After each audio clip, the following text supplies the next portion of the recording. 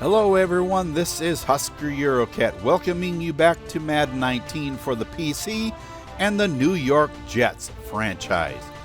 Tonight on ESPN's Monday Night Football, the Jets take on the team that's at the top of the heap in the NFL, the Pittsburgh Steelers.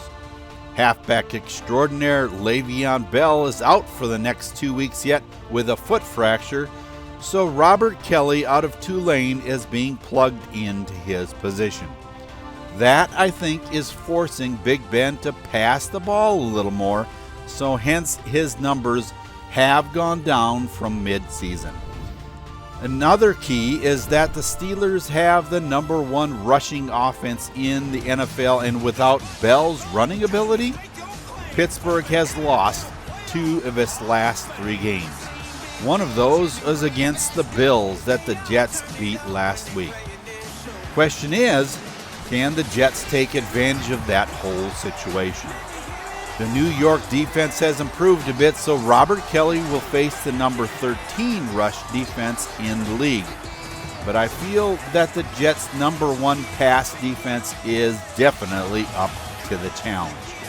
The Steeler defense is really good at number 5 overall, but it looks to be another tough week for the non-existent running game of the Jets. This one should be a good one, folks. Both teams are back on the field for the kickoff, so let's join them as the Jets tangle with the Steelers here on the Football Freaks Sports Network.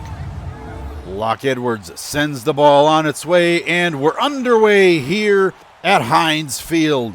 Cameron Sutton takes it up the numbers, and it's tackled just outside the 25-yard line.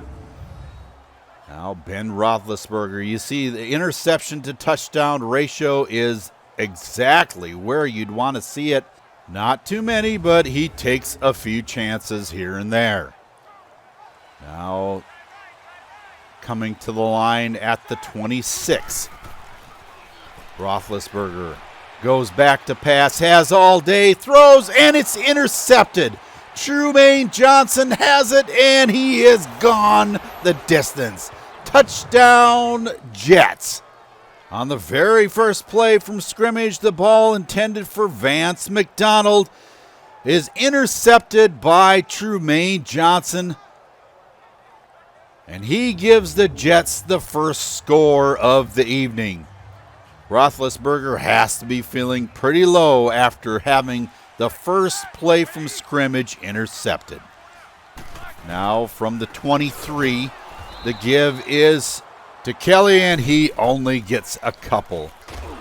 Davis gets the call up the middle, and he only gets, I think, about a yard, if that. 3rd and 8. Roethlisberger back to pass and completes it out to Antonio Brown. First down, Pittsburgh. Now at the 36. Another pass, and that one is dropped. Juju Smith-Schuster cannot hold on to the football. As noted on the graphic there, Williams and Willig are 2 big losses to the Jets' offense and defense, and we'll see how that impacts the team tonight. Darnold comes out for his first set of downs, and look at that interception ratio to touchdowns. Ooh, that is bad. Let's see if he can do better tonight. The first play from scrimmage for him, and it is intercepted. Vince Williams grabs it at the 30-yard line and puts the Steelers in a perfect position to score their first touchdown. Darnold was trying to hit Patterson as he came across the field, but he just threw it too soon, and Williams was there to make the nab.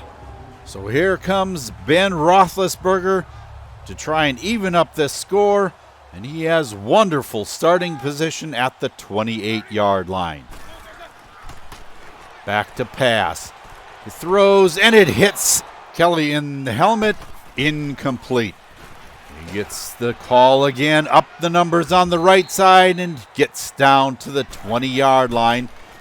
Roethlisberger completes it over the middle to Ryan Switzer. First down at the 14. The handoff goes to Kelly, and he's down to the 10-yard line. You see last week's production, 19 rushes for 81 yards. Can he continue that tonight? Roethlisberger gets a touchdown throwing to Antonio Brown.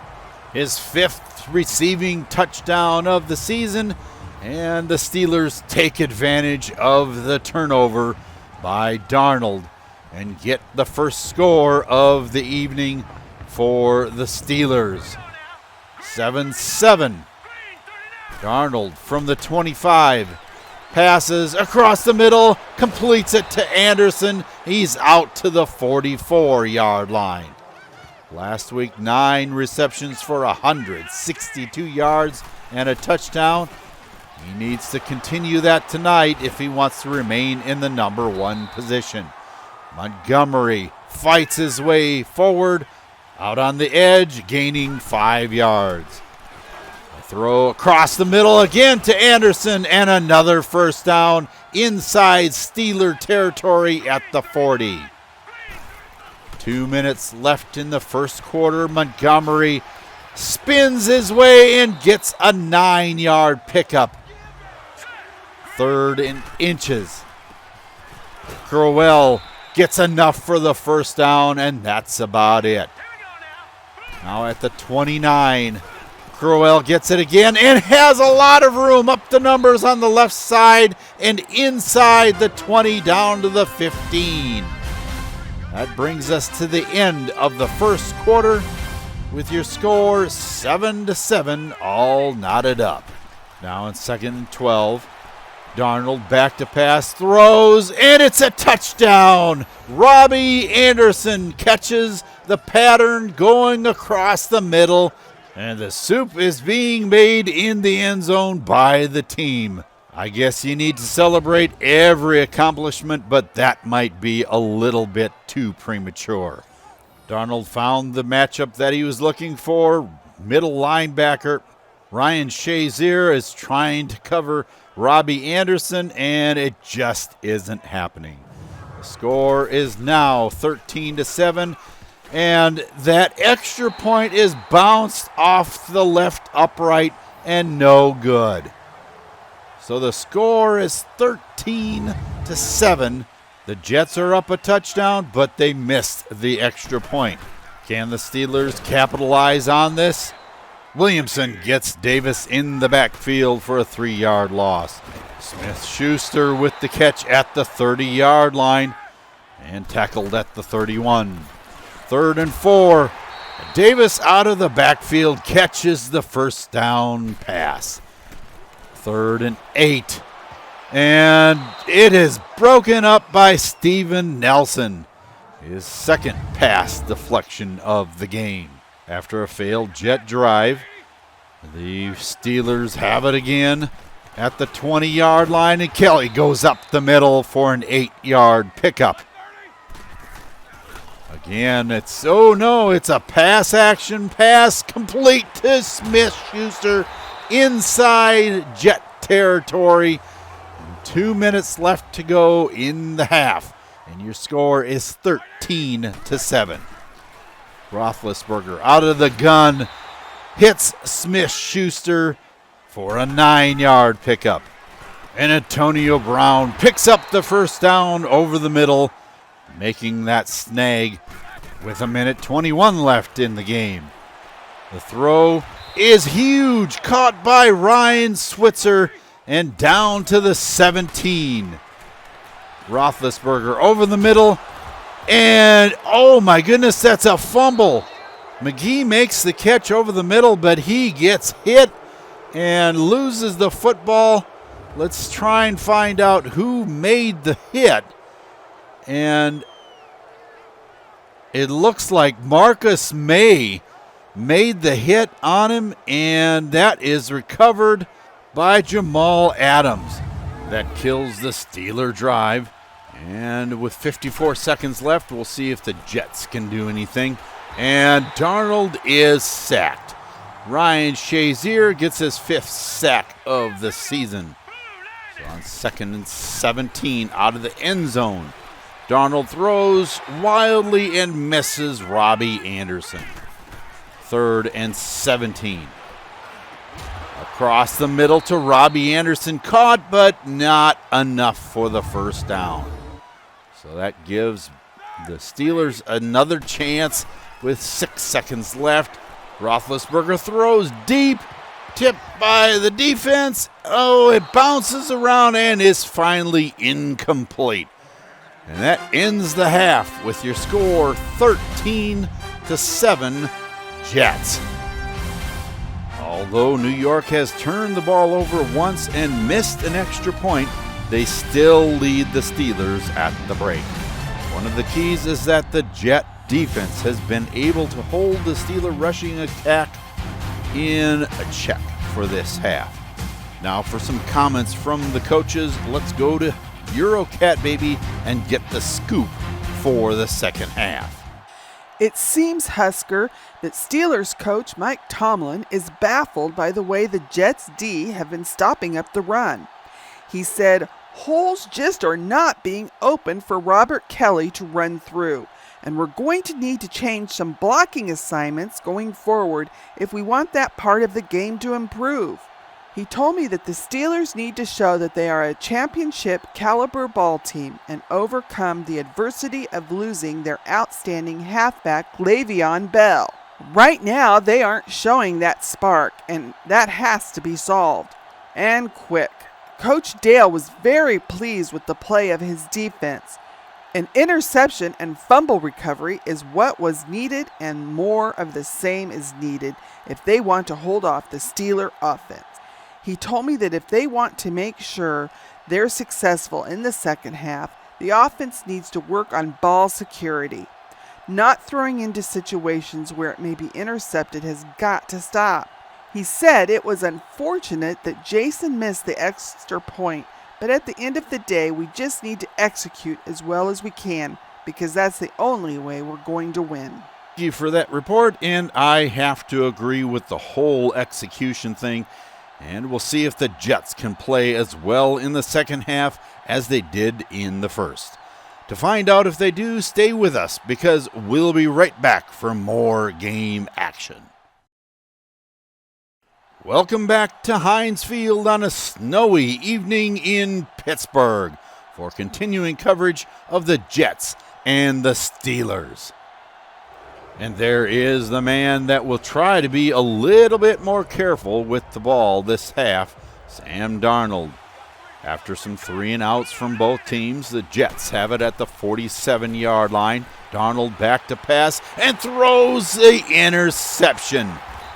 Morgan Burnett takes it back to midfield, and once again, Darnold gets himself into trouble. We're going to have to see how bad it is this time. Again, way too early to try to hit Robbie Anderson over the middle. And this one, Burnett just jumps right in front of and is gone back the other way. Roethlisberger on 1st and 10 throws complete out to Smith-Schuster. And he has a 7-yard gain. Again, Roethlisberger going for the home run ball and misses. Juju that had a couple of steps on Nelson.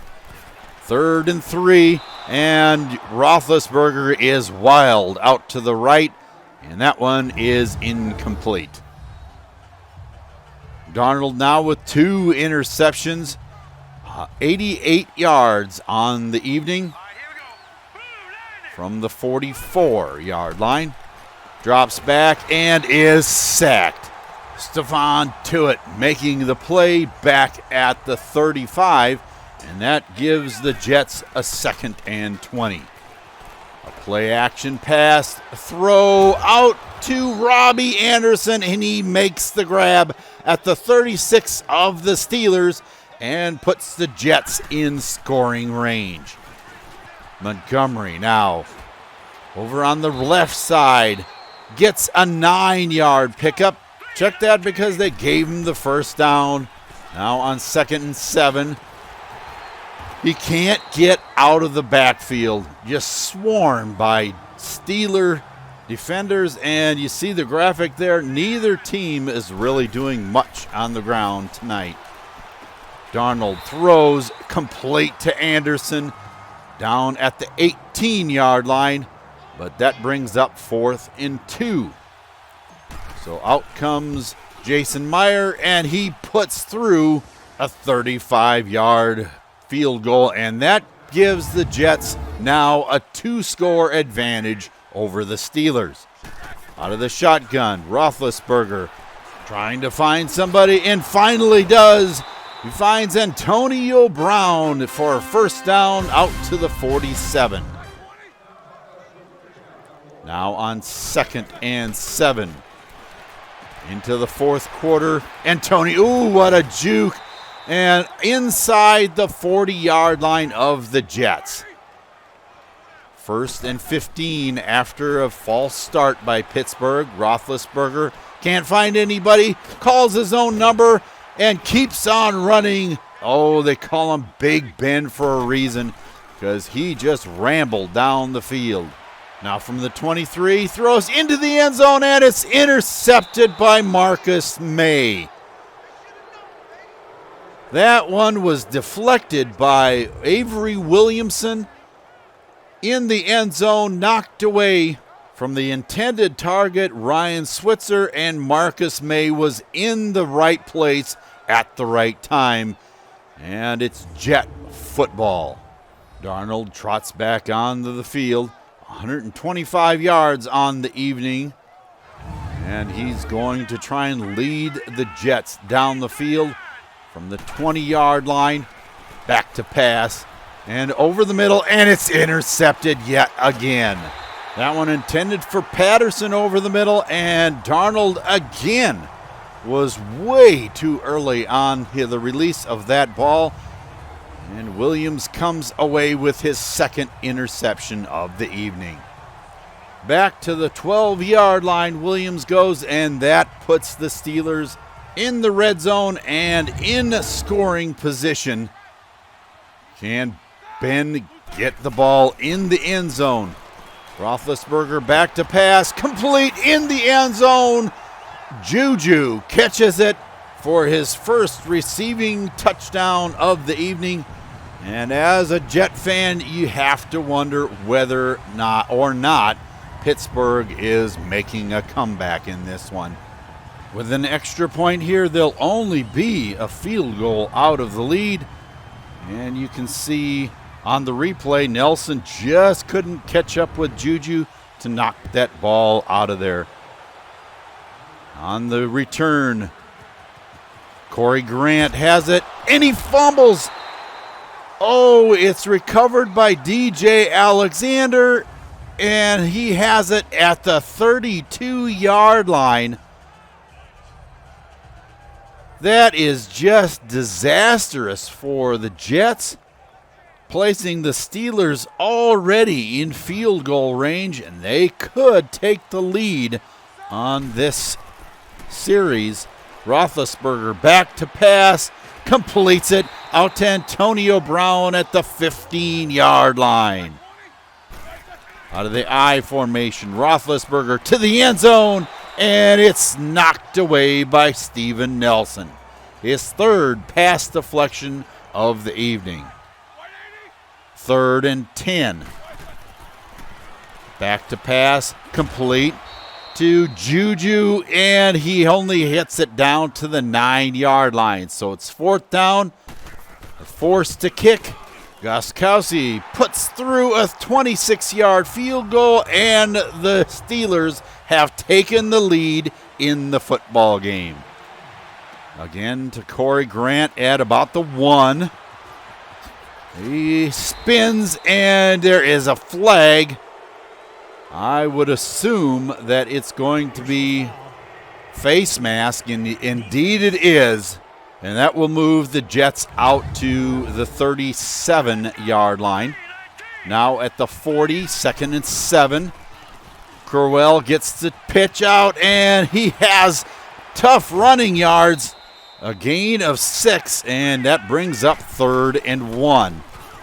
Gruel up the middle, and he gets the first down just inside Steeler territory.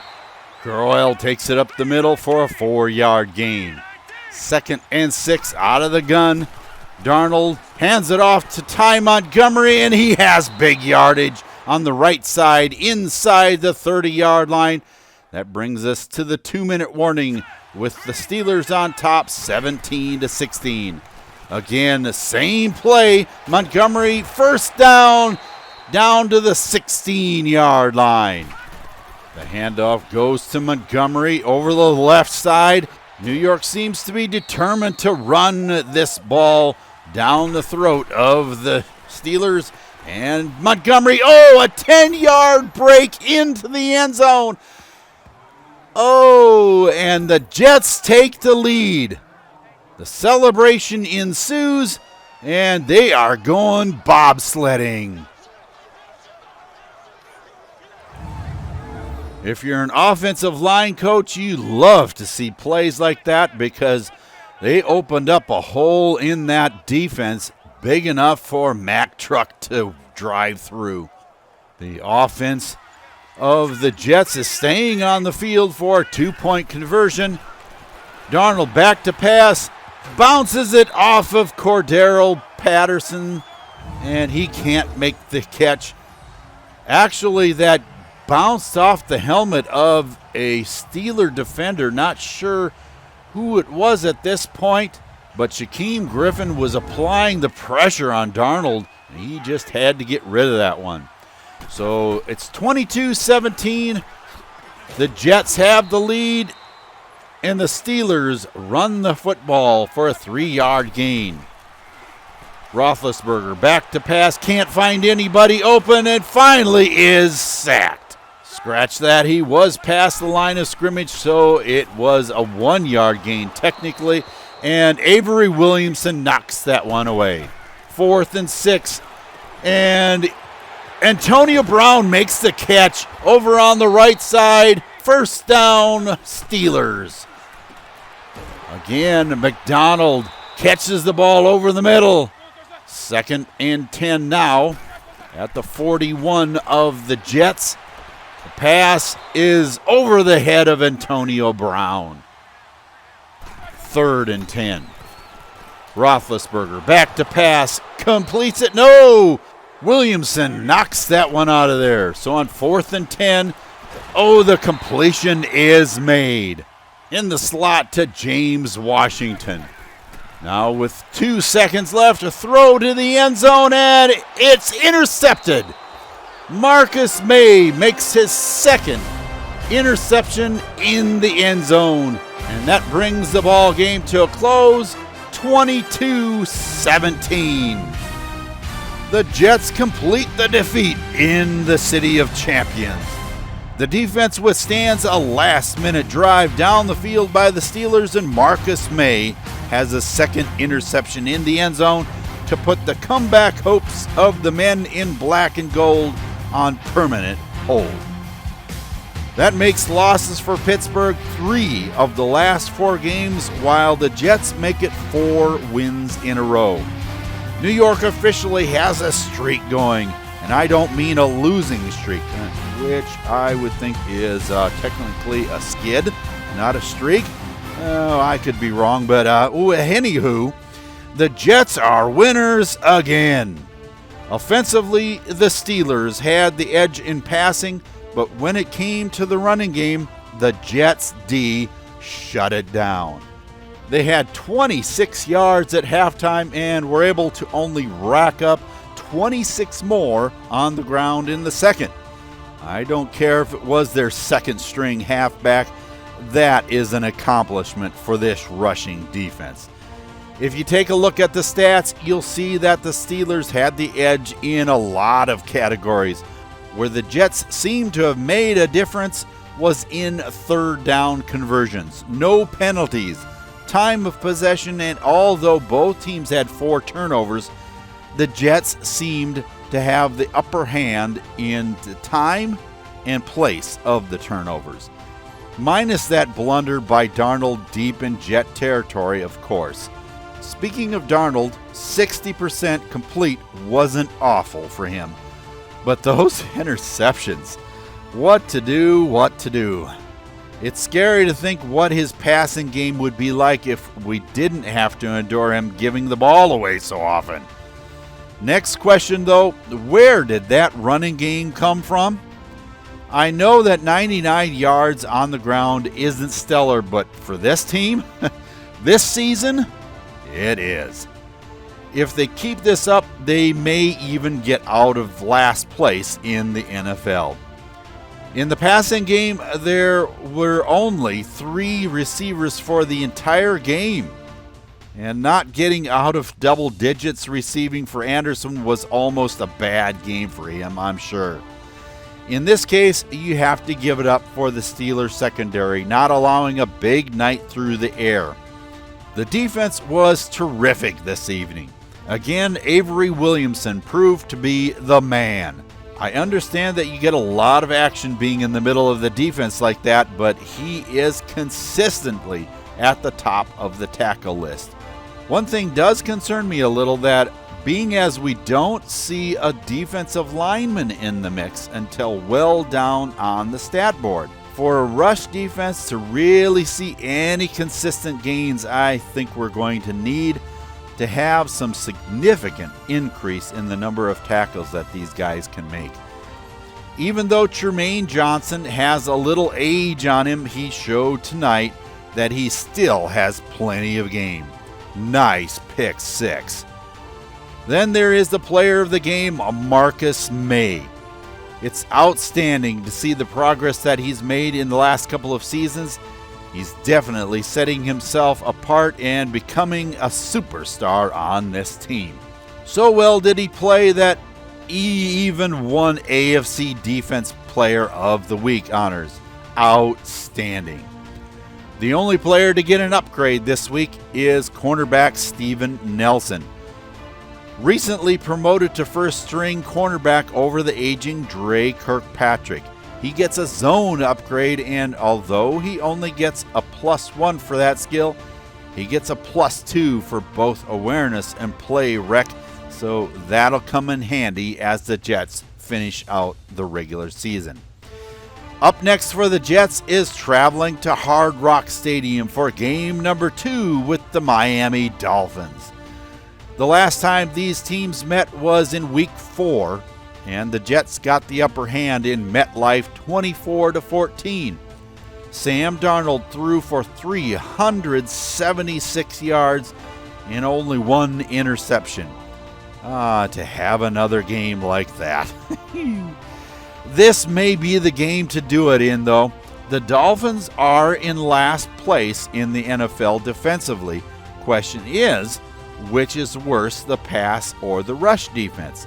Statistically speaking, Darnold should have a better day through the air than the running crew will have, but one thing is certain. The Jets are going to have to guard from being overconfident going into this game. Yes, they found a hint of a rush offense, and passing shouldn't be an issue, but nothing will hurt more than not preparing for this game as hard as the rest and falling flat on their faces in Miami. The last time they played, Drake and Lynch combined for an 8.3 yard carrying average, and it seems they just didn't give them the rock often enough in that game. If they do the same thing and the Jets aren't able to stop it, the offense will be under pressure to score a lot, I think. It should be fun to see what happens. That's going to bring the close to this week's presentation of the New York Jets franchise on the Football Freaks Sports Network. Once again, if you enjoyed this video, leave a like and remember to subscribe and hit the bell for notifications of new videos as they come out. Tonight, Darnold proved to be a little careless with the football, and it cost the Jets a few times. The defense came to the rescue, and New York was able to pull off the upset in Pittsburgh. If Sam can keep from giving the ball away, this next week should be a good passing day for him.